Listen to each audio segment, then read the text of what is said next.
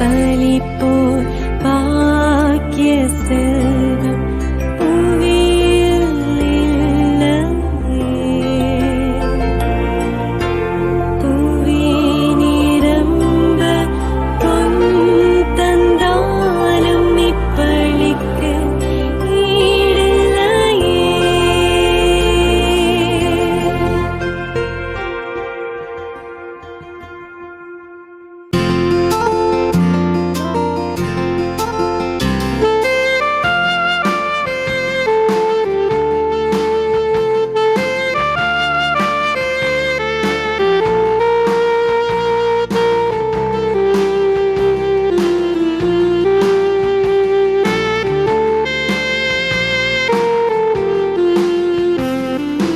அணி அணியாய் வாருங்கள் அன்பு மாந்தரே, ஆண்டவர் இயேசுவின் சாட்சி நீங்களே. அணி அணியாய் வாருங்கள் அன்பு மாந்தரே, ஆண்டவர் இயேசுவின் சாட்சி நீங்களே.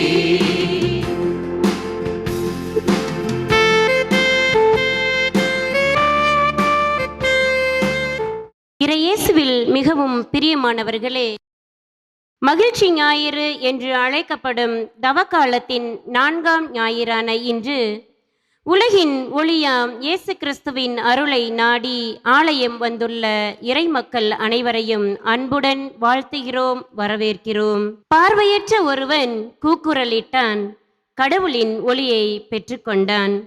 நாம் நம்முடைய குறைகளை முழுமையாக ஏற்றுக்கொண்டு இறைவனின் ஒளியை பெற தகுதியுள்ளவர்களாக நம்மையே முழு மனதுடன் ஒப்புக்கொடுப்போம். ஆண்டவர் புற அழகை பார்ப்பவர் அல்ல, ஆண்டவர் அகத்தை பார்க்கின்றார்.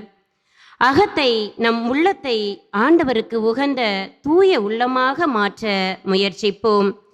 பார்வையற்றவன் பெற்ற பரமனின் ஒளி பாரெங்கும் வீசிட முதலில் நாம் பாவ வாழ்வை விட்டு பரமனின் வார்த்தை வழி வாழ்வோம். அகத்தை அன்பால் நிறைத்து ஆசையை தவிர்த்து சுயநலம் மறந்து பிறநலம் பேணி பாமரனையும் பகைவனையும் நேசித்து வாழ முயற்சிப்போம். இறைவனின் இரக்கத்தையும் மன்னிப்பையும் கருணையையும் பெற்று வாழ்வின் அனைத்து நலன்களையும் பெற இணைவோம் இத்தெய்வீக திருப்பலியில். அன்பார்ந்த சகோதர சகோதரி, திருப்பிள்ளை ஜெயசேகர் கிரேஸ் குடும்பத்தார் நன்றியாகவும், தானியா ராஜன் ஜெனிதாலி திருமண நாள் நன்றி பலியாகவும் ஒப்புக் கொடுக்கிறார்கள். மேலும் ஆரோன் தோபியாஸ் ஜெயசெல்வி ஆண்மையை பாற்றிக்காகவும் இத்திருப்பலியை நாம் ஒப்புக் கொடுப்போம்.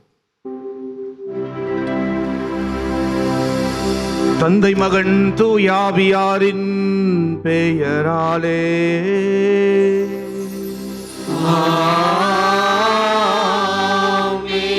நம் ஆண்டவராகிய இயேசு கிறிஸ்துவின் அருளும் கடவுளின் அன்பும் தூயாவியாரின் நட்புறவும் உங்கள் அனைவரோடும் இருப்பதாக.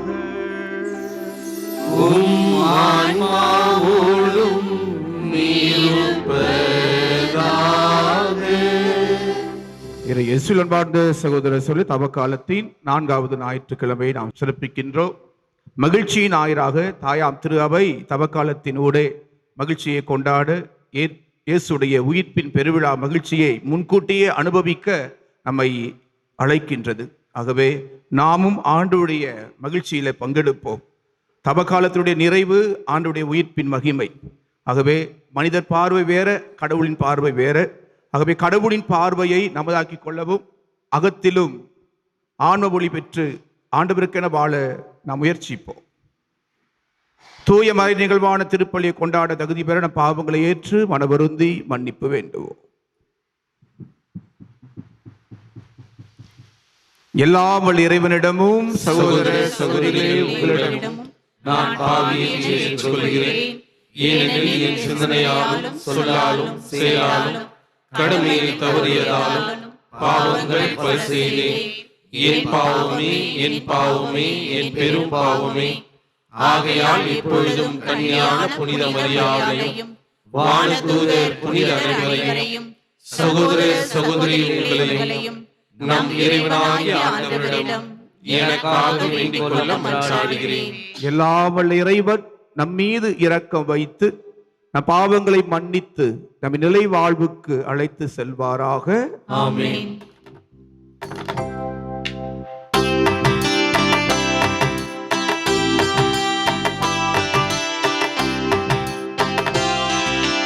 ஆண்டவரே இரக்கமாயிரும். ஆண்டவரே இரக்கமாயிரும். கிறிஸ்துவே இரக்கமாயிரும். கிறிஸ்துவே இரக்கமாயிரும். ஆண்டவரே இரக்கமாயிரும். ஆண்டவரே இரக்கமாயிரும். மன்றாடுவோமாக.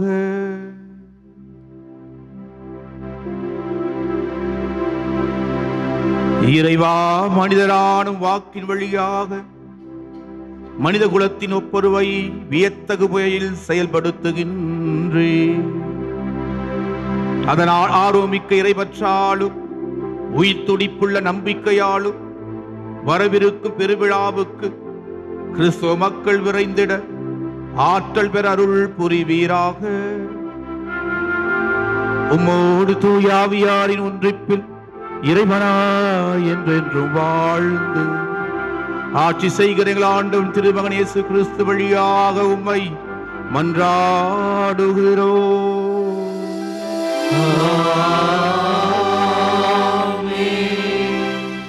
இஸ்ரேல் மீது அரசனாக தாவீது திருப்பொழிவு செய்யப்பட்டான். சாமுவேல் முதல் நூலிலிருந்து வாசகம்.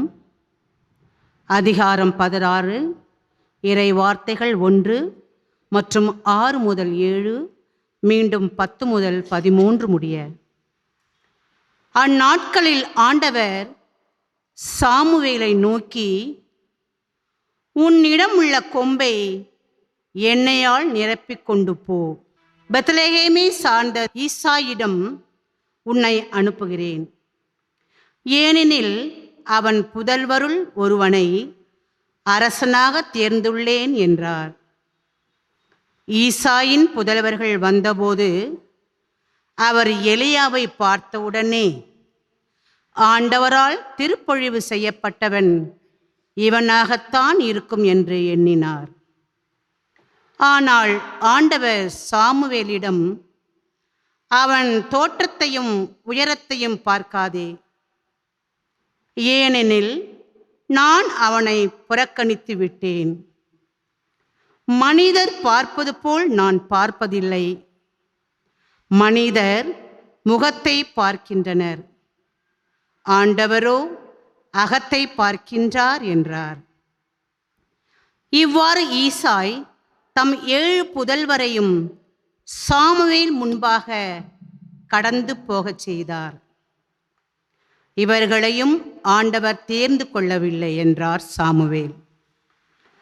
தொடர்ந்து சாமுவேல் ஈசாயை பார்த்து, உன் பிள்ளைகள் இத்தனை பேர்தானா என்று கேட்க, இன்னொரு சிறுவன் இருக்கிறான், அவன் ஆடுகளை மேய்த்து கொண்டிருக்கிறான் என்று பதில் அளித்தார் ஈசாய். அதற்கு சாமுவேல் அவரிடம், ஆள் அனுப்பி அவனை அழைத்து வா, ஏனெனில் அவன் வரும் வரை நான் உணவு அருந்த மாட்டேன் என்றார். ஈசாய் ஆள் அனுப்பி அவனை அழைத்து வந்தார். அவன் சிவந்த மேனியும் ஒளிரும் கண்களும் கொண்டு அழகிய தோற்றத்துடன் இருந்தான். ஆண்டவர் சாமுவேலிடம், தெரிந்து கொள்ளப்பட்டவன் இவனே, எழுந்து இவனை திருப்பொழிவு செய் என்றார். உடனே சாமுவேல் எண்ணெய் நிறைந்த கொம்பை எடுத்து அவன் சகோதரர் முன்னிலையில் அவனை திருப்பொழிவு செய்தார். அன்று முதல் ஆண்டவரின் ஆவி தாவீதின் மேல் நிறைவாக இருந்தது. ஆண்டவரின் அருள்வாக்கு. இறைவனுக்கு நன்றி. ஆண்டவரே என் நாயர், எனக்கேதும் குறையில்லை. ஆண்டவரே என் நாயர், எனக்கேதும் குறையில்லை. ஆண்டவரே என் நாயர், எனக்கு ஏதும் குறையில்லை. பசும்புல் வெளிமீது என்னை இளைப்பார செய்வார். அமைதியான நீர்நிலைகளுக்கு என்னை அழைத்து செல்வார். அவர் எனக்கு புத்துயிர் அளிப்பார். பல்லவி. ஆண்டவரே என் நாயர், எனக்கேதும் குறையில்லை. தம் பெயருக்கேற்ப என்னை நீதி வழி நடத்திடுவார். மேலும் சாவின் இருள் சூழ் பள்ளத்தாக்கில் நான் நடக்க நேர்ந்தாலும் நீர் என்னோடு இருப்பதால் எத்தீங்கிற்கும் அஞ்சினேன்.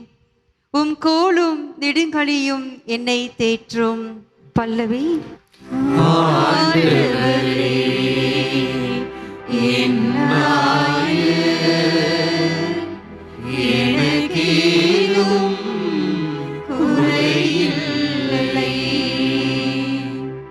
என்னுடைய எதிரிகளின் கண்முன்னே எனக்கு ஒரு விருந்தினை ஏற்பாடு செய்கின்றீர். என் தலையில் நறுமண தைலம் பூசுகின்றீர். எனது பாத்திரம் நிரம்பி வழிகின்றது. பல்லவி. ஆண்டவரே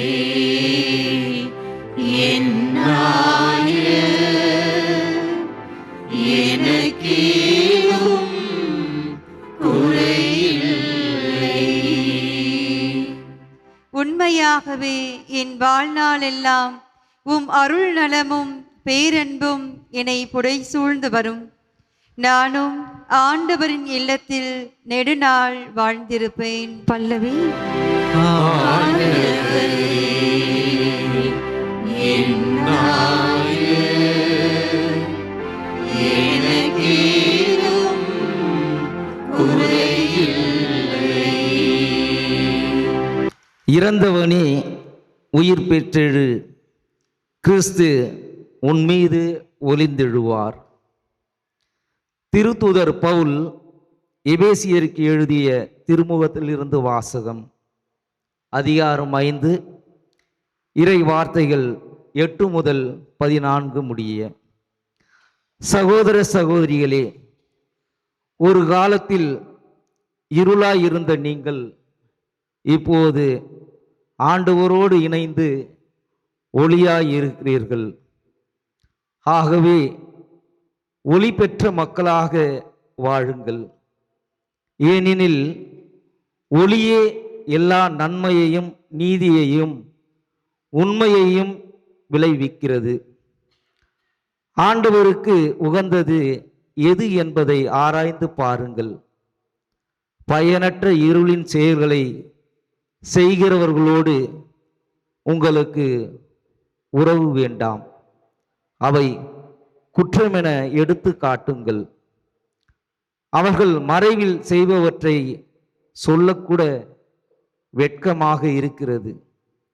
அவர்கள் செய்வதை எல்லாம் குற்றமென ஒளியானது எடுத்து காட்டும்போது அவற்றின் உண்மை நிலை வெளியாகிறது. அவ்வாறு தெளிவாக்கப்படுவது எல்லாம் ஒளிமயமாகிறது. ஆதலால் தூங்குகிறவனே விழித்தெழு, இறந்தவனே உயிர் பெற்றெழு, கிறிஸ்து உன் மீது ஒளிந்தெழுவார் என்று கூறப்பட்டுள்ளது. ஆண்டவரின் அருள்வாக்கு. இறைவனுக்கு நன்றி.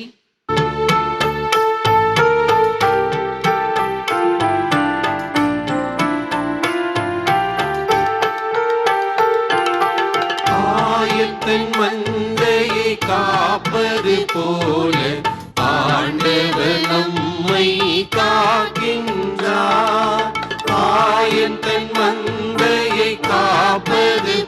போல ஆண்டவர் நம்மை காக்கின்றார். உலகின் ஒளி நானே, என்னை பின்தொடர்பவர் வாழ்வுக்கு வழிகாட்டும் ஒளியை கொண்டிருப்பார்.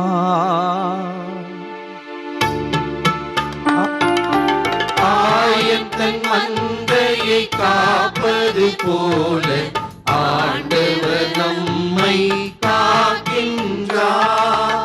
ஆயத்தன் மந்தையை காப்பது போல ஆண்டவர் நம்மை காக்கின்றார்.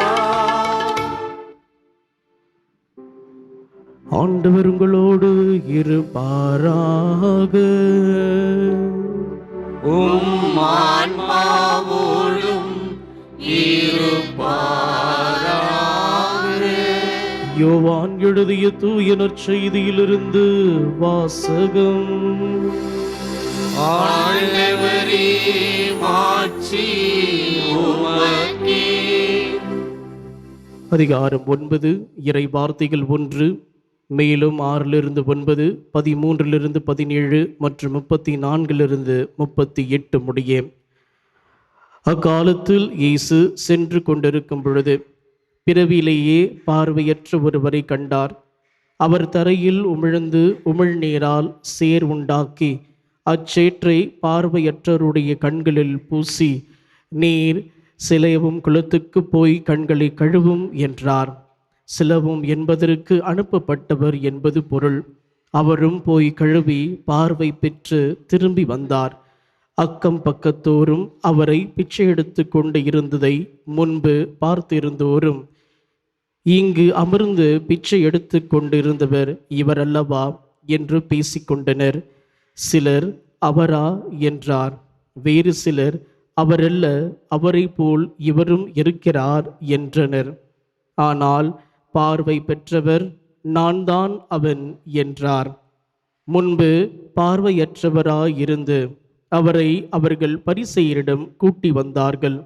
இயேசு சேர் உண்டாக்கி அவருக்கு பார்வை அளித்த நாள் ஒரு ஓய்வு நாள். எனவே எப்படி பார்வை பெற்றாய் என்னும் அதே கேள்வியை பரிசேயரும் கேட்டனர். அதற்கு அவர், இயேசு என் கண்களில் சேரை பூசினார், பின் நான் கண்களை கழுவினேன், இப்பொழுது என்னால் பார்க்க முடிகிறது என்றார். பரிசேயருள் சிலர், ஓய்வு நாள் சட்டத்தை கடைப்பிடிக்காத இந்த ஆள் கடவுளிடமிருந்து வந்திருக்க முடியாது என்று பேசிக்கொண்டனர். ஆனால் வேறு சிலர், பாவியான ஒரு மனிதரால் இத்தகைய அரும் அடையாளங்களை செய்ய இயலுமா என கேட்டனர். இவ்வாறு அவர்களிடையே பிளவு ஏற்பட்டது. அவர்கள் பார்வையற்றிருந்தவரிடம், உனக்கு பார்வை அளித்த அந்த ஆளை குறித்து நீ என்ன சொல்கிறாய் என்று மீண்டும் கேட்டனர். அவர் ஒரு இறைவாக்கினர் என்றார்.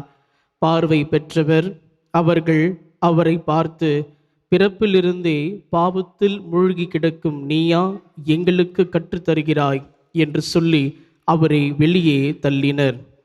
யூதர்கள் அவரை வெளியே தள்ளிவிட்டதை பற்றி இயேசு கேள்விப்பட்டார். பின் அவரை கண்டபொழுது, மானிட மகனிடம் நீர் நம்பிக்கை கொள்கிறீரா என்று கேட்டார். அவர் மறுமொழியாக, ஐயா, அவர் யார் சொல்லும், அப்பொழுது நான் அவரிடம் நம்பிக்கை கொள்வேன் என்றார். இயேசு அவரிடம், நீர் அவரை பார்த்திருக்கிறீர், உம்மோடு பேசி கொண்டு இருப்பவரே அவர் என்றார். அவர், ஆண்டவரே, நம்பிக்கை கொள்கிறேன் என்று கூறி அவரை வணங்கினார். ஆண்டவரின் அருள்வாக்கு. கிறிஸ்துவே உமக்கு புகழ். இறையேசுவில் அன்பார்ந்த சகோதர சகோதரிகளே, இன்றைய ஞாயிறு வழிபாடு இறைவார்த்தை நமக்கு விடுக்கிற செய்தி, அழைப்பு, ஒளி பெற்ற மக்களாய் வாழுங்கள். பறவைகள் பலவிதம், ஒவ்வொன்றும் ஒரு விதம். அதுபோல மனிதர்கள் பலவிதம். பார்க்கும் விதமும் பலவிதம். ஒரே ஆளை, ஒரே பொருளை நான் பார்க்கும் விதம் வேற, நீங்கள் பார்க்கிற விதம் வேற. ஆகவே பார்வை நபருக்கு நபர், ஆளுக்கு ஆள் மாறுபட்டு கொண்டே இருக்கிறது. ஆகவே இந்த நாட்களில், தப நாட்களில் நம் ஆண்டவர் இயேசுவின் பார்வையை பெற அழைக்கப்படுகிறோம். அகப்பார்வை விட புறப்பார்வை, அக ஒளி பெறுவது, ஒளி பெற்ற மக்களாய் வாழ்வது, ஒளியை பெற்றுக்கொள்வது. ஆண்டவர் இயேசு சொல்லியிருக்கிறார், நானே உலகின் ஒளி, என்னை பின் செல்பவன் இருளில் நடமான், வாழ்வுக்கு வழிகாட்டும் ஒளியை கொண்டிருப்பான். ஆகவே வாழ்வுக்கு வழிகாட்டும் ஒளியாக இயேசு ஆண்டவர் இந்த உலகிற்கு ஒளியாக வந்தார். இருளை ஒழிப்பதற்காக வந்தார்.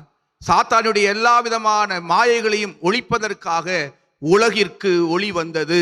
அதான் யோவான் முதல் அதிகாரத்தில் தன் நற்செய்தியில் சொல்லியிருப்பார், இந்த உலகிற்கு ஒளி வந்தது, ஆனால் இந்த உலகின் மக்கள் இருளை விரும்பியதால் ஒளி அவர்கள் ஏற்றுக்கொள்ளவில்லை. ஆகவே கிறிஸ்து இந்த உலகிற்கு ஒளியாயிருக்கிறார், நமக்கு ஒளியாயிருக்கிறார், நம் வாழ்வுக்கு ஒளியாயிருக்கிறார். ஆகவே கிறிஸ்துவின் ஒளி பெற்ற மக்களாக கிறிஸ்துவின் பார்வை நமது பார்வையாக மாற வேண்டும். ஆகவே இந்த மகிழ்ச்சி ஞாயிற்றுக்கிழமை நாமும் மகிழ்ந்திருக்க வேண்டும், பிறரையும் மகிழ்ச்சிப்படுத்த வேண்டும், மகிழ்ச்சிக்குரிய காரியங்களை நாம் அக்கறையோடு செய்ய வேண்டும். ஆகவே இந்த தபக்காலத்தினூடே ஒரு முன் அனுபவம், முன் தயாரிப்பு, ஒரு மகிழ்ச்சி. இன்னும் 2 வாரங்களில், இன்னும் சில நாட்களில் நாம் பாஸ்கா பெருவிழாவை, உயிர்ப்பு பெருவிழாவை கொண்டாட போகிறோம். ஆகவே கொஞ்சம் பார்வையில தெளிவு பெறுவோம், அக ஒளி பெறுவோம், ஆன்ம ஒளி பெறுவோம். உயிர்த்த ஆண்டவரை நாம் கண்டுகொள்ள இறந்திருக்கிறவனே உயிர் பெற்றேழு. அதான் 2வது வாசகத்தில் எபேசியர் திருமுகத்தில் பவுல் சொல்றார், இறந்து போயிருக்கிறவனே உயிர் பெற்றேழு, ஏனென்றால் கிறிஸ்து உன் மீது ஒளிர்ந்துள்ளார், கிறிஸ்து உங்கள் மீது ஒளிர்ந்துள்ளார். ஆகவே ஒளிர் பெற்று நாம் எழ வேண்டும், ஒளி பெற்று எழ வேண்டும். பிரியமானவர்களே, ஒரு 4 விதமான பார்வை இன்றைய இறைவாத்தின் அடிப்படையில் விண்ணக தந்தையின் பார்வை எப்படி இருந்தது, மனிதர்களாகிய நம்முடைய பார்வை எப்படி இருக்குது, பரிசேயருடைய பார்வை எப்படி இருக்குது, இயேசுவின் பார்வை எப்படி இருக்கிறது, பிறவியிலேயே குருடனாய் பிறந்த பார்வை பெற்றவருடைய பார்வை எப்படி இருந்தது. ஆகவே மீண்டும் சொல்லுகிறேன், ஆண்டவர் முகத்தை பார்ப்பதல்ல, உயரத்தை பார்ப்பதல்ல, அழகை பார்ப்பதல்ல, வெளி தோற்றத்தை ஆண்டவர் பார்ப்பதல்ல. ஆண்டவருடைய பார்வை, இறைவனின் பார்வை, என் விண்ணக தந்தையின் பார்வை முகத்தை பார்ப்பதல்ல, வெளி தோற்றத்தை பார்ப்பதல்ல. என் ஆண்டவர் பார்ப்பதெல்லாம் உள்ளத்தை, அகத்தை, ஆன்மாவை. ஆகவே இந்த ஆண்டவர், நம் ஆண்டவர் தாவீதை பார்த்த விதம் வேற, தாவீதின் தந்தை ஈசாய் பார்த்த விதம் வேற. சொந்த மகன், சின்ன பையன், சிறியவன், அவன் ஆடு மேய்த்து கொண்டிருக்கிறான். அது மட்டும்தான் ஈசாய்க்கு தெரியும். 7 பிள்ளைகள், 7 மகன்களை சாமுவேல் முன்பாக நடத்துகிறார்கள். ஆனால் ஆண்டவர் குரல் இவனா இவனா இவனா என்று கேட்கும் பொழுது, இல்ல, நீ பார்ப்பது போல நான் பார்ப்பதல்ல, நீ முகத்தை பார்க்கிறாய், நான் உள்ளத்தை பார்க்கிறேன். ஆகவே மீண்டும் மீண்டும் ஆண்டவர் சொல்ற கருத்து, ஆண்டவர் தாவீதை பார்த்தார். எதை பார்த்தா? தாவீதுக்குள்ள என்ன அப்படி இருந்தது? தாவீது அவ்வளோ பெரிய ஆளா? ஆடு மேய்க்கிறவன், சாதாரணவன், வெயில்ல மழையில புல்வெளியில சுற்றி தெரிந்த தாவீதை ஆண்டவர் பார்த்தார். என்னத்தை பார்த்தார்? கொஞ்சம் ஆழமா யோசிக்கும் பொழுது இப்படியாக நான் பார்க்கிறேன். தந்தையுடைய பார்வை, நீ என் பார்வை விலையேற பெற்றவன், மதிப்பு மிக்கவன்.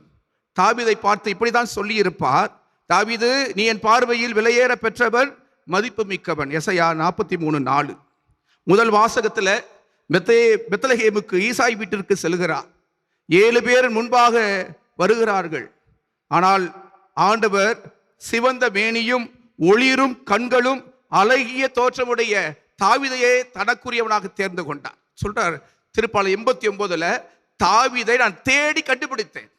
தாவீதை என்ன பண்ணாரு? தேடி கண்டுபிடித்தேன். என் அன்புக்குரியவனாக தாவீதை தேடி கண்டுபிடித்தேன். எப்படி, என்ன செய்தார் தாவீது? அதுதான் எனக்கு கொஞ்சம் ஆழமாக யோசிக்கும் போது, சிவந்த மேனி, ஒளிரும் கண்கள், அழகிய தோற்றம். அவர் ஏசி ரூம்ல உட்காந்துட்டு வந்தாரு. தாவீது ஏசி ரூம்ல உட்காந்துட்டு வந்தாரு. நல்லா மேக்கப் எல்லாம் போட்டுக்கிட்டு அப்படியே ஸ்மார்ட்டா அழகா ஆன்சமா வர்றதுக்கு அவர் ஏசி ரூம்ல உட்காந்துட்டு வந்தாரு? இல்ல, வெயில்ல பாலைவனத்தில் புல்வெளியில் ஆடை மேய்ச்சிக்கிட்டு எவ்வளோ அசிங்கமாக இருந்திருக்கணும், எவ்வளோ வேர்வை அழுக்கு. கூப்பிட்ட உடனே அது வரைக்கும் சாமுவேல் சாப்பிடாம யாருக்காக காத்திருந்தார்? தாவீதுக்காக.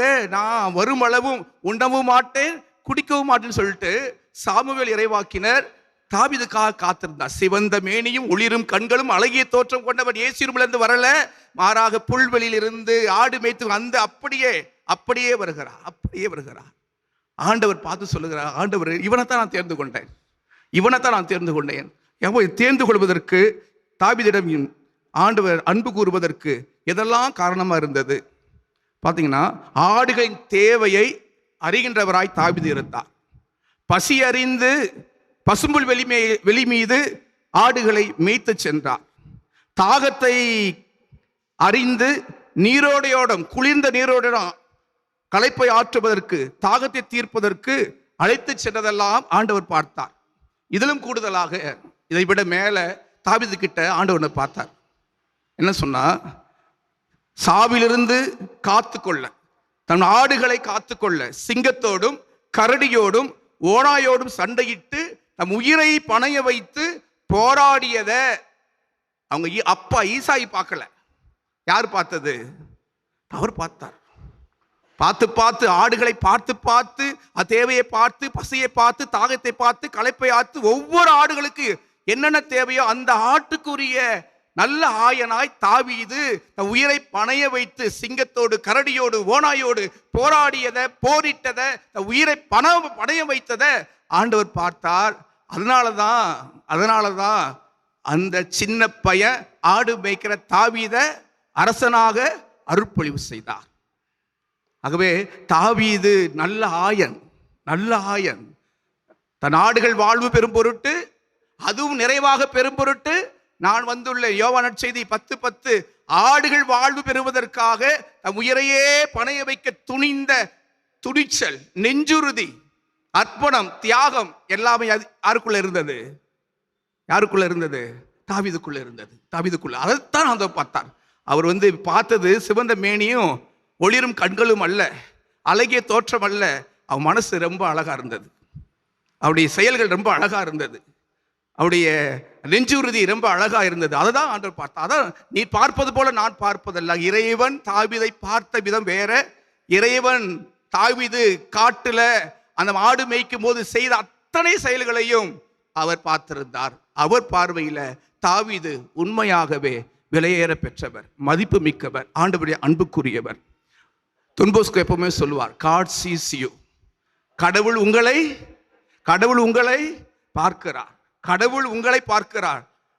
அவர் ஆன்மாவை பார்க்கிறார், அகத்தை பார்க்கிறார். மனிதர் பார்ப்பது போல அல்ல.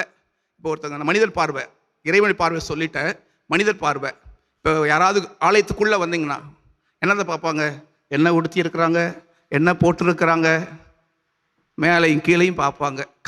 பார்வையாலேயே அளந்துடுவாங்க. பார்வையாலேயே படித்தவனா படிக்காதவனா எப்படிப்பட்டவன் அப்படி சொல்லிட்டு பார்வையாலேயே ஒரு மனிதனுடைய பார்வை வச்சிருக்கிறதையும் போட்டிருக்கிறதையும் பார்த்து அளவு வெளி தோற்றத்தை பார்த்து. ஆனால் அந்த சமுதாயத்தில் பிறவியிலேயே குருடா இருந்த அதாவது ஊனமுற்று இல்லை குருடா செவிடா இல்லை ஏதாவது உடல் பாதிப்போடு உடல் ஊனத்தோடு பிறந்தவர்களை பார்த்த விதம் எப்படி தெரியுமா? இவர்களெல்லாம் சபிக்கப்பட்டவர்கள், பாவிகள், இவங்க வாழ்வதற்கே தகுதி இல்லாதவர்கள் என்பதுதான் அன்றைய யூத சமுதாயத்தினுடைய பார்வையாக இருந்தது. அவர்கள் வெளி அடையாளத்தை பார்த்து, வெளி தோற்றத்தை பார்த்து பாவி, சபிக்கப்பட்டவர் என்று ஊனமுற்றவர்களை, பார்வையற்றவர்களை முத்திரையிட்டிருந்தார்கள். ஆனால் பரிசேயருடைய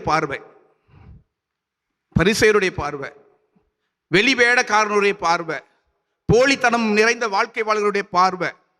ஆண்டவர் சொல்லுவாரு, எசையா இறைவாக்கினர் சொல்லியிருக்காரு, கண்ணிருந்தும் காதிருந்தும் செவிட. கண்ணு நல்லா தெரியுது, நிறைய பேர் நமக்கு கூட நல்லா கண்ணு தெரியுது. ஆனா நம் கண்கள் எதை பார்க்குது? பாவியா பார்க்குதா? அவன் சபிக்கப்பட்டவனா பார்க்குதா? மனுஷனா பார்க்கக்கூடிய கண்கள் நமக்கு இருக்குதா? மனிதனா பார்க்கக்கூடிய கண்கள், மனித நேயத்தோடு பார்க்கக்கூடிய கண்கள். பரிசேட்ட அது இல்லை. பார்த்தீங்கன்னா பிறவியிலேயே பார்வையற்றவர் பார்வை பெற்றிருக்கிறார். ஒரு பெரிய அற்புதம் நடந்திருக்கு, ஆச்சரியம் நடந்திருக்கு, அருள் அடையாளத்தை ஆண்டவர் செய்து முடித்திருக்கிறார். நல்ல மனதோடு ஏற்றுக்கொள்வதற்கு அவளுக்கு என்ன இல்லை, நல்ல மனசே இல்லை, நல்ல பார்வையே இல்லை. அதான் சொல்றாங்க, அவங்களுடைய பார்வை குற்றத்தை பார்த்தது, அவருடைய பார்வை குறையை பார்த்தது. இவ்வளோ பெரிய ஒயிட் அங்கி போட்டிருந்தா கூட ஒயிட்டை பார்க்கறது யாரும் இல்லை, வெள்ளையை பார்க்கறது யாருமே இல்லை. ஒரு சின்ன கருப்பு புள்ளி, ஒரே ஒரு டாட்.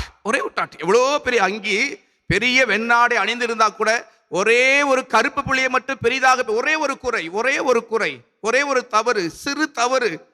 சொல்லுவாங்களே, ஈர பேனாக்கி பேனை பெருசாக்கி. அப்படித்தான் இந்த பரிசேயருடைய பார்வை இருந்தது. அவர் நல்லது செய்தார், நன்மையானது செய்தார். பிறவியிலேயே பார்வையற்றவனை பார்க்க செய்தது அற்புதத்திலும் அற்புதம், அதிசயத்திலும் அதிசயம். அதை விந்தை, அது வியப்பதற்கு பதிலாக எப்படி செய்யலாம் என்று கேள்வி கேட்கிறார்கள். ஒரு விசாரணை கமிட்டி அமைக்கிறாங்க. என்னது? ஒரு விசாரணை கமிட்டி. அதாவது பார்வையற்றவனை கூப்பிட்டு விசாரிக்கிறாங்க, பார்வையற்றவனை பெற்றோரை கூப்பிட்டு விசாரிக்கிறாங்க, அங்கிருந்த மக்களை கூப்பிட்டு விசாரிக்கிறாங்க. அவங்களால அதை ஏற்றுக்கொள்ளவே முடியல, அவர் செய்த புதுமையை ஏற்றுக்கொள்ள முடியல. எல்லாவற்றுக்கும் மேலாக இயேசுவையே அவர்கள் ஏற்றுக்கொள்ள விரும்பல. இயேசுவுடைய விரும்பாததால இயேசுவை எதிர்த்தார்கள். அதனால குற்றத்துக்கு மேல நல்லது செய்தா கூட, நல்ல காரியம் செய்தா கூட, எந்த மனிதன் செய்ய முடியாத அற்புதம் செய்தால் கூட இயேசுவின் மீது குற்றம் கண்டுபிடிக்கிற பார்வை, விமர்சன பார்வை, தவறு என்று சொல்லி மனிதநேயம் இல்லாமல் அவர்கள் பார்த்த பார்வை, அதான் பரிசேய பார்வை, போலித்தனமான பார்வை. கடைசியா கொஞ்சம் ஸ்ட்ராங்காகவே இருக்கும். செம்ம புத்தி சில பேருக்கு மாறாது. பிறவிலேயே குருடாய் பிறந்தவன் பார்வையற்ற பிறந்த பார்வை பெற்றான். ஆனால் எங்களுக்கு நல்லா கண்ணு தெரியும்னு சொல்லி தங்க பார்வையை மாற்றிக்கொள்ள சில பேரால் முடியலை. இந்த பார்வை நாங்கள் சொல்றதா சரி, நாங்கள் செய்யறதா சரி. ஆகவே இதனால தான் அவங்க இயேசு மீது குற்றம் சுமத்தினாங்க. அதாவது ஓய்வு நாள் சட்டத்தை இயேசு மீறினான். ஓய்வு நாளை கடைபிடிக்க வேண்டியதை கடைபிடிக்கலை. சேர உண்டாக்கியது தப்பு, கண்ணில் பூசி விட்டது தப்பு, சிலவாம் குளத்துக்கு அனுப்புனது தப்பு, சுகமாக்குனதே தப்பு, தப்புக்கு மேலே தப்பு. இதுதான் அவங்க விசாரணை கமிட்டி அமைத்தும் தாங்கள் சொல்வதே செய்வதே நியாயம் என்று நியாயப்படுத்துகிற கண்ணோட்டம் உள்ளவர்கள் தான் இந்த பரிசேயர்கள். ஆகவே பரிசேயருடைய பார்வையை ஆண்டவர் விரும்பவில்லை. ஆகவே நம்முடைய இயேசு ஆண்டவர் அவருடைய பார்வை எப்படி இருந்தது? அவருடைய பார்வை பார்த்தீங்கன்னா, இன்று வாசிக்கப்பட்ட நற்செய்தியில பிறவிலேயே குருடனை கண்டார். அந்த பகுதியிலே அவர் கண்டார், அந்த வீதியிலே அவர் கண்டார். ஆனால் அவரால் கடந்து போக முடியல. He can't pass himself. அங்கிருந்து அவரால் கடந்து போக முடியல. அவருக்குள்ள ஒளி இருந்தது, அவருக்குள்ள நன்மை தடம் நிறைந்திருந்தது. அதனால தான் அந்த நன்மையை, அந்த அருளை, அந்த ஒளியை பார்வையற்றவனுக்கு, பிறவியிலேயே பார்வையற்றவனுக்கு கொடுக்க முயல்கின்றான். நம்ம எசையா 29:18 வசனத்துல வாசிக்கிறோம். 29ஆம் அதிகாரம் 18வது வசனத்துல, அந்நாளில் காது கேளார் ஏட்டுச்சுரலின் வார்த்தைகளை கேட்பர், பார்வையற்றோரின் கண்கள் காரில் இருந்தும் மை இருளில் இருந்தும் விடுதலையாகி பார்வை பெறும். எந்நாளில்? ஆண்டவர் இயேசு செயலாற்றுகின்ற அந்த நாளில் காது கேளார் ஏட்டு சுரலின் இறைவார்த்தையை கேட்பர், பார்வையற்றோரின் கண்கள் காரிருள் இருந்தும் மையிருள் இருந்தும் விடுதலையாகி பார்வை பெறும். அதே லூக்கா நற்செய்தியில 4:18 இயேசு ஆண்டவர் நம் நற்செய்தியை படிய தொடங்கும் போது சொன்ன வார்த்தை, ஆண்டவர் ஆவி என் மேல் உள்ளது. அப்படியே அவர் முடிக்கும் போது, பார்வையற்றோர் பார்வை பெறவென முழக்கமிடவும் என்று நம் இறையாட்சி பணியை தொடங்கினார். ஆகவே இயேசு இந்த உலகத்துக்கு கொண்டு வந்தது ஒளியை, மீட்பை, வாழ்வை. ஆகவே இயேசு நானே நல்ல ஆயன், என் நாடுகளுக்கான உயிரையும் கொடுப்பேன் வாழ்வு பெறுவதற்காக. தாவீது எப்படியோ அதே மனநிலை இயேசுக்குள்ள இருந்தது. இயேசுக்குள்ள இருந்த மனநிலையே தாவீதுக்குள்ளும் இருந்தது. ஆகவே இயேசு பார்த்த பார்வை நான் பார்க்கிறோம். பாலைவனத்துல பசியா இருந்தாங்க, 3 நாட்கள் கூடயே இருந்தாங்க. பசியா அனுப்ப விரும்பல. சொன்ன வார்த்தை என்ன? ஆயனில்லா ஆடுகளை கண்டு நான் பரிவு கொள்கிறேன். இரக்கம் அவருடைய பார்வையில் இருந்தது, அன்பு அவருடைய பார்வையில் இருந்தது, பரிவு அவருடைய பார்வையில் இருந்தது. இயேசுவின் பார்வை மற்ற எல்லாருடைய பார்வை விட வித்தியாசமானது. இயேசு பார்த்த விதம் வேற, இயேசு அந்த பிறவியிலேயே பார்வையற்றவனை மனித நேயத்தோடு பார்த்தார். நல்லது செய்வதற்கு நாள் கிழமை தேவையில்லை. ஓய்வு நாள் சட்டத்தை மீறினார், சட்டத்திட்டங்களை மீறினார். செவ்வாய்க்கிழமை பார்க்கல, வெள்ளிக்கிழமை பார்க்கல, ஞாயிற்றுக்கிழமை இது ஆண்டுடைய நாள் என்று பார்க்கல. நன்மை செய்வதற்கு நாள் கிடையாது, கிழமை கிடையாது, நேரம் கிடையாது. மனித நேயம், மனித அன்பு, அது மட்டும்தான் ஆண்டவர் கற்றுத்தருகிற நற்செய்தி. ஆகவே மனித நேயத்தோடு அவர் பார்த்த பார்வை தான் பிறவியிலேயே பார்வையற்றவனுக்கு பார்வையை கொடுத்தது. ஆகவே ஆண்டவருடைய பார்வை கடந்து பார்க்கிற பார்வை, உள்ளத்தை பார்க்கிற பார்வை, ஊடுருவி பார்க்கிற பார்வை, அந்த பார்வை உங்களுக்கு எனக்கு வேண்டும். இந்த பார்வையற்றவன் பார்வை பெற்ற பிறகு நீ என்ன நினைக்கிறாய் இயேசுவை பற்றி? உனக்கு சுகம் கொடுத்தவர் யார்? அவர் நான் யாருன்னு பார்த்ததில்லை, யாருன்னு எனக்கு தெரியாது, ஆனால் எனக்கு இப்போ கண்ணு தெரியுது. பார்வையற்றவனுடைய பார்வை, எனக்கு இப்போ கண்ணு தெரியாது, அவன் எப்படிப்பட்டவன் எனக்கு தெரியாது, ஆனால் நான் பார்க்குறேன். பரிசு சொல்றாங்க, ஒரு ஓய்வு நாள் சட்டத்தை மீறியவன் எப்படி கடவுளுடைய அன்புக்குரியவனா இருக்க முடியும்? எப்படி ஒரு பரிசுத்தவானா இருக்க முடியும்? எப்படி நல்லவனா இருக்க முடியும்? அதெல்லாம் எனக்கு தெரியாதுங்க. நான் இப்போ பார்க்குறேன். ஒரு பாவியால் எப்படி புதுமை செய்ய முடியும்? உண்மையா பாவி கிடையாது. இயேசு உண்மையாகவே இறைவாக்கினர், இயேசு உண்மையாகவே மானிட மகன் என்பதை தம் உள்ளத்தால உணர்ந்து நாவால அறிக்கையிட்டு நற்செய்தியின் சாட்சியாக, ஒளியின் சாட்சியாக பிறவியிலேயே பார்வையற்றவன் பார்வை பெற்று இயேசுவை நற்செய்தியாக அறிவித்தான். பிரியமானவர்களே, இந்த தவக்காலத்தில் நாமும் ஒளி பெற்ற மக்களாய் வாழ்வதற்கு முயற்சி எடுப்போம். ஒளி பெற்ற மக்களாய். ஆகவே நம்முடைய முகத்தை பார்த்து தீர்ப்பிடாம உள்ளத்தை பார்க்கக்கூடிய, பிறருடைய தேவையை பார்க்கக்கூடிய அந்த முகம், அந்த கண்கள், அந்த கரங்கள், மனிதநேயமிக்க வார்த்தைகள் உள்ளவர்களாய் வாழ இத்திருப்பலிலே வரம் கேட்போம். ஒளி பெற்ற மக்களாய் வாழ நம் பார்வையை மாற்றுவோம். இயேசு நம்மோடு. ஆமென். விண்ணகத்தையும் மண்ணகத்தையும் படைத்த எல்லாம் அல்ல தந்தையாகிய கடவுளை நம்புகிறேன்.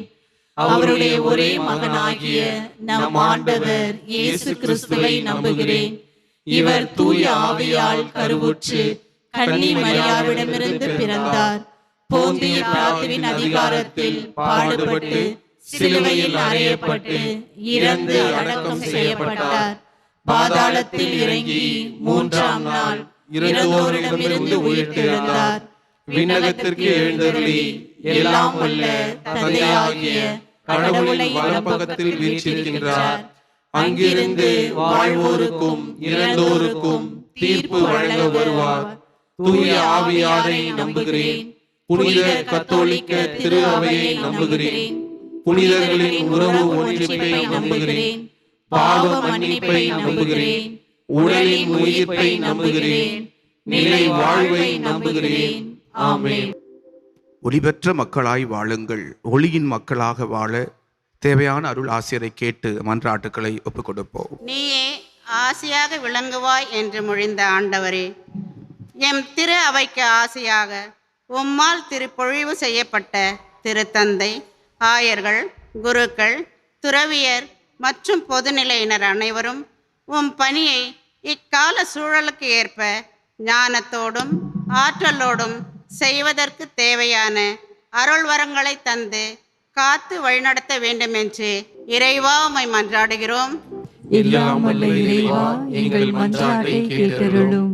நானே நல்லாயன் என்று மொழிந்த ஆண்டவரே, உலக தலைவர்களுக்கும் நாட்டு தலைவர்களுக்கும் அன்பையும் அமைதியையும் இவ்வுலகில் கட்டி எழுப்பவும், நாடுகளுக்கிடையே நடைபெற்று கொண்டிருக்கும் போர்களில் இருந்து மக்கள் என்னும் சொத்தை பேணி காக்கவும், மக்கள் நலனில் அக்கறை கொண்டு உலக சமாதானத்திற்காக நல்ல முடிவுகளை எடுக்கவும், அமைதியை இழந்து தவிக்கும் மக்கள் உம் சிறகுகளில் வைத்து காத்திட வேண்டும் என்று இறைவா உம்மை மன்றாடுகிறோம். எங்கள் மன்றாட்டை கேட்டருளும். மனிதன் முகத்தை பார்க்கிறான், நானோ உள்ளத்தை பார்க்கிறேன் என்ற எம் இறைவா, இங்கு கூடியுள்ள நாங்கள் அனைவரும் பசித்தோருக்கு உணவிடவும், பகிரவும், துன்பப்படுவோருக்கு ஆறுதல் அளிக்கவும், தேவையில் இருப்போருக்கு இன்முகம் காட்டி நன்மைகள் செய்யவும், எங்களது அறச்செயல்களால் இத்தவ காலத்தில் உமது இரக்கத்தை பெற்று உப்பாகவும் ஒளியாகவும் வாழ வரம் வேண்டி இறைவா உம்மை மன்றாடுகிறோம். எல்லாம் வல்ல இறைவா, எங்கள் மன்றாட்டை கேட்டருளும். ஞானத்தின் ஊற்றே எம் இறைவா, அரசாங்க பொதுத் தேர்வினை எழுதி கொண்டிருக்கும் 10ஆம் 12ஆம் வகுப்பு மாணவ மாணவியர்கள் மற்றும் ஆண்டு தேர்வுகளை எழுதவிருக்கும் மாணவ செல்வங்கள் அனைவரும் தகுந்த முறையில் தங்களையே தயாரித்து ஆர்வத்தோடு படித்து துணிவோடு தேர்வுகளை சந்தித்து நல்ல மதிப்பெண்கள் பெற்று வெற்றி அடையவும் எதிர்காலம் சிறப்பானதாக அமைந்திடவும் தூய ஆவியின் ஆற்றலை பொழிந்தருள வேண்டுமென்று இறைவா உம்மை மன்றாடுகிறோம். எல்லாம் வல்ல இறைவா, எங்கள் மன்றாட்டை கேட்டருளும். இந்த மன்றாட்டுக்களை எங்கள் ஆண்டவர் இயேசு கிறிஸ்து வழியாக ஒப்புக் கொடுக்கின்றோம். ஆமென்.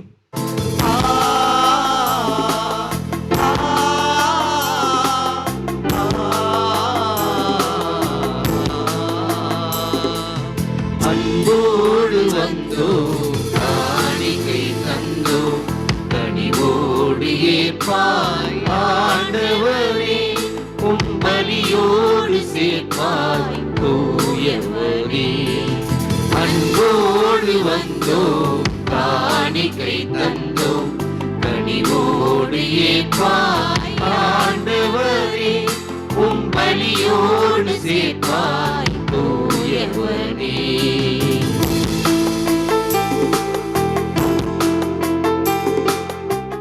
அன்புமிக்க சகோதர சகோதரிகளை, என்னுடையதும் உங்களுடையதுமான இப்பலி எல்லா வல்ல தந்தையாக இறைவனுக்கு ஏற்றதாகும்படி மன்றாடுங்கள். ஆண்டவர் தமது திருப்பெயரின் புகழ்ச்சிக்காகவும் மாட்சிக்காகவும் நமது நன்மைக்காகவும் புனித திரு அவை அனைத்து நலன்களுக்காகவும் உமது கையிலிருந்து பலியை ஏற்றுக்கொள்வாராக. ஆண்டவரே, பணிவுடன் உம்மை வேண்டி நிலையான உதவி அளிக்கும் காணிக்கைகளை பேரின்பத்துடன் உமக்கு ஒப்புக் கொடுக்கின்றோம். அதனால் நாங்கள் இவற்றை உண்மையிலேயே போற்றவும் உலகின் மீட்புக்காக உமக்கு உகந்தவாறு ஒப்புக் கொடுக்கவும் செய்வீராக.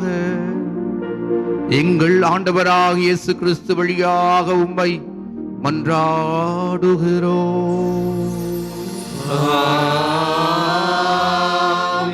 ஆண்டவர் உங்களோடு இருப்பாராக.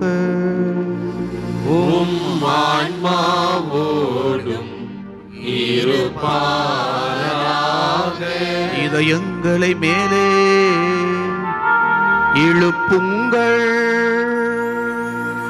ஆண்டவரிடம் எழுப்பியுள்ளோம்.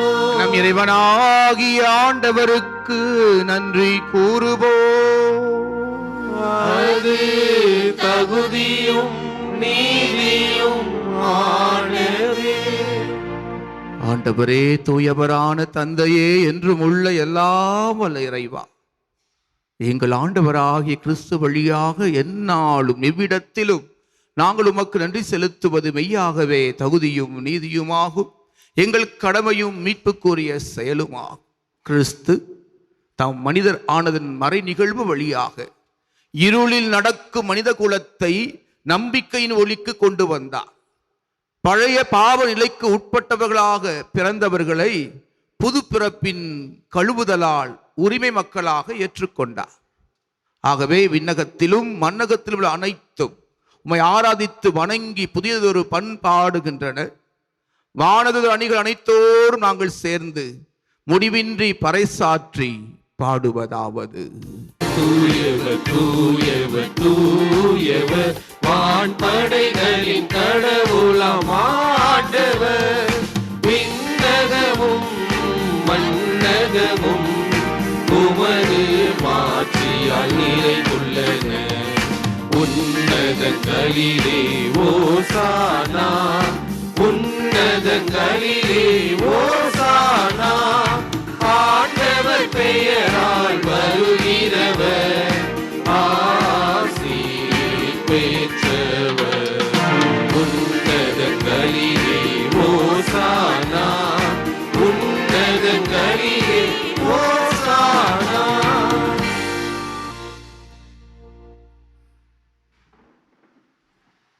ஆண்டவரே, நீர் மெய்யாகவே தூயவர், தூய்மை அனைத்திற்கும் ஊற்று.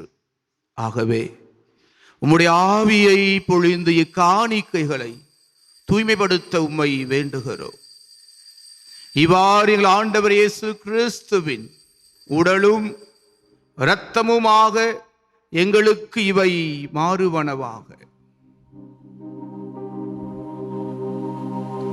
அவர் பாடுபட உளம் கனிந்து தம்மை கையளித்த போது அப்பத்தை எடுத்து நன்றி செலுத்தி அதை பிட்டு தம் சீடர்களுக்கு அளித்து அவர் கூறியதாவது,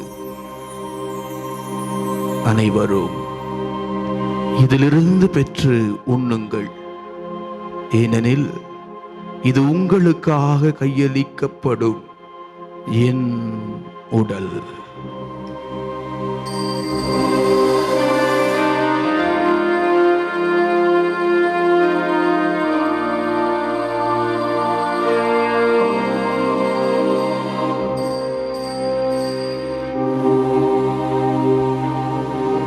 அவ்வண்ணமே இரவு விருந்தை அருந்திய பின் கிண்ணத்தையும் எடுத்து மீண்டும் உமக்கு நன்றி கூறி தம் சீடர்களுக்கு அளித்து அவர் கூறியதாவது, அனைவரும் இதிலிருந்து பெற்று பருகுங்கள், ஏனெனில் இது புதிய நிலையான உடன்படிக்கைக்குரிய என் இரத்தத்தின் கிண்ணம்.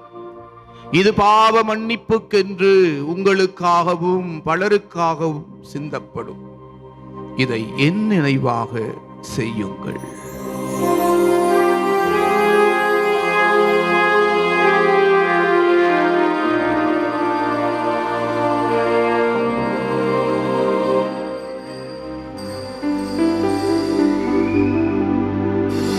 நம்பிக்கையின் மறை பொருள்.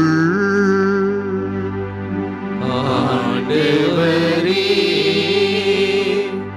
நீர் வருமளவும் உமது இறப்பினை அறிக்கையிடுகின்றோம், உமது உயிர்ப்பினையும் எடுத்துரைக்கின்றோம். ஆகவே ஆண்டவரே, நான் கிறிஸ்துவின் இறப்பினையும் உயிர்ப்பினையும் நினைவு கூர்ந்து வாழ்வு தரும் அப்பத்தையும் மீட்பளிக்கும் கிண்ணத்தையும் ஒப்புக் கொடுக்கிறோம். உம் திருமு நின்று உமக்கு ஊழியம் புரிய தகுந்தவர்கள் எங்களை ஏற்றுக்கொண்டு, எனவே உமக்கு நன்றி செலுத்துகிறோம். மேலும் கிறிஸ்துவின் உடலிலும் இரத்தத்திலும் பங்கு கொள்ளும் எங்களை தூய ஆவியார் ஒன்று சேர்க்க வேண்டும் என உம்மை தாழ்மையுடன் மன்றாடுகிறோம். ஆண்டவரே, உலகெங்கும் பரவி இருக்கும் நம்முடைய திரு அவையை நினைவு கூர்ந்தருளும். எங்கள் திருத்தந்தை இளையோ, எங்கள் ஆயர் நீதிநாதன், எல்லா திருநிலையினராகிய அனைவரோடும் நம்முடைய திரு அவை அன்பில் நிறைவு பெற செய்தருளும். மேலும் உயிர் தெழுமது நோக்குடன் துயில் கொள்ளும் எங்கள் சகோதர சகோதரிகளையும் இறந்தோர் அனைவரையும் இரக்கத்தோடு நினைவு கூர்ந்து உம்முடைய திருமுக ஒளியினுள் ஏற்றருளும். எங்கள் அனைவர் மீதும் இரக்கமாயிரும். கடவுளின் கன்னித்தாயான புனித மரியா, அவருடைய கணவரான புனித யோசேப்பு, புனித திருத்தூதர்கள், என் பங்கினுடைய பாதுகாவலாயிருக்கிற புனித பிரான்சிஸ் சவேரியாரின் வழியிலும் இவ்வுலகிலும் குகதராய் இருந்தோர் ஆகிய புனிதர் அனைவரோடும் நாங்கள் நிலைவாழ்வில் பங்கு கொள்ள தகுதி பெறுவோமாக. உம் திருமகன் இயேசு கிறிஸ்து வழியாக உம்மை புகழ்ந்தேத்த வரமருள வேண்டி உம்மை மன்றாடுகின்றோம்.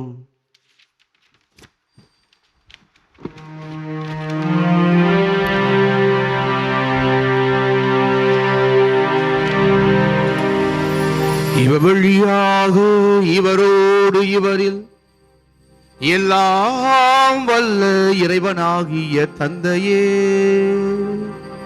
தூய ஆவியாரின் ஒன்றிப்பில் எல்லா புகழும் மாட்சியும் என்றென்றும் உமக்கு உரியதே.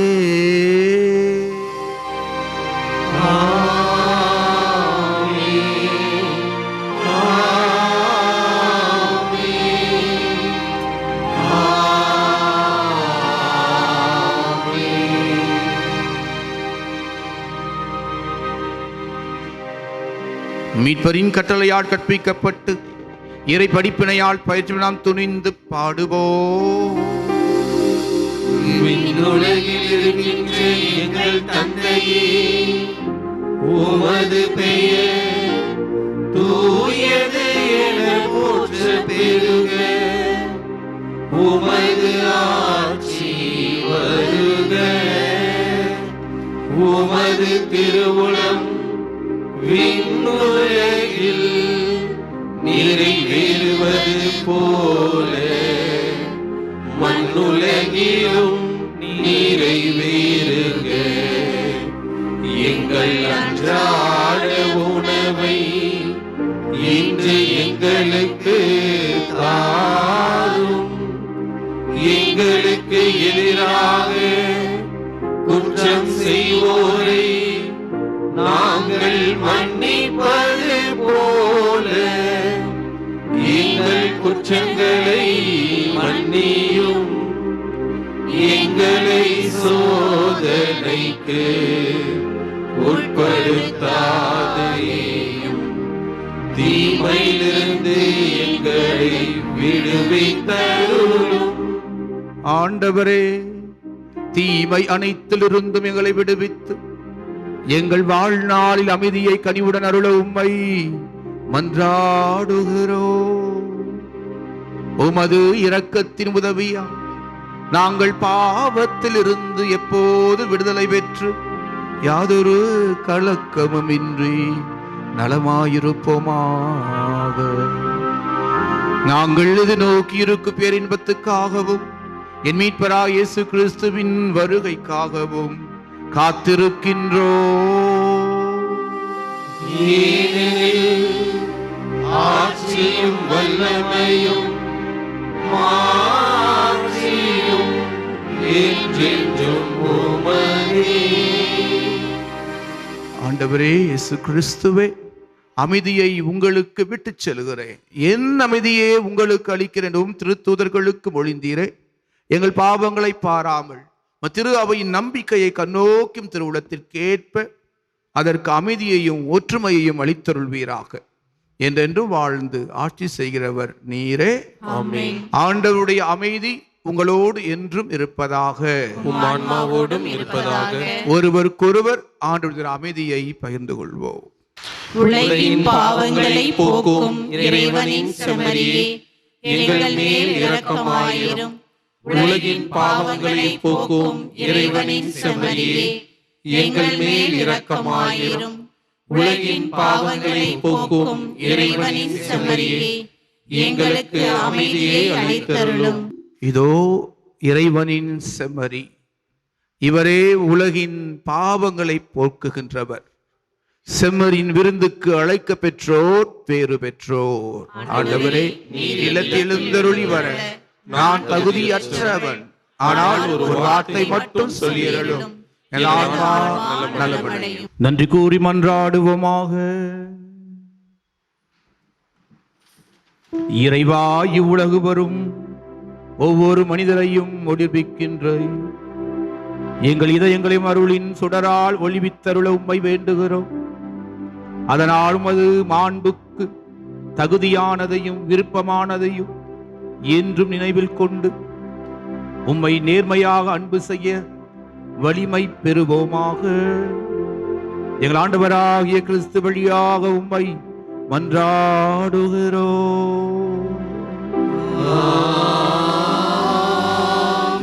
ஆண்டவர் உங்களோடு இருப்பாராக.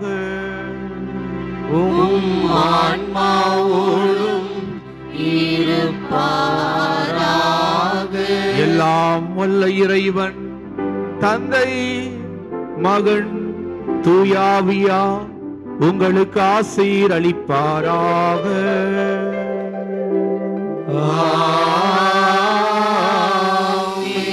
ஒளி பெற்ற மக்களாய் வாழ சென்று வாருங்கள், திருப்பலி நிறைவேறிற்று.